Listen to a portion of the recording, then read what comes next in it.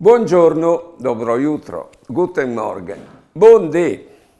Allora, un di chi che sono stati sulla Luna, dopo tornato, oddio, e volevo in fare una fotografia con lui, prendi appuntamenti con i giornalisti che avevano intervistato, conferenze di qua e di là. Insomma, lui era diventato famoso. E lui aveva gusto di essere famoso anche, cambiate la vita e la femmina t'all'imprigni leve da ora, un po' perdut. Dopo si è stufata e lo ha mollato.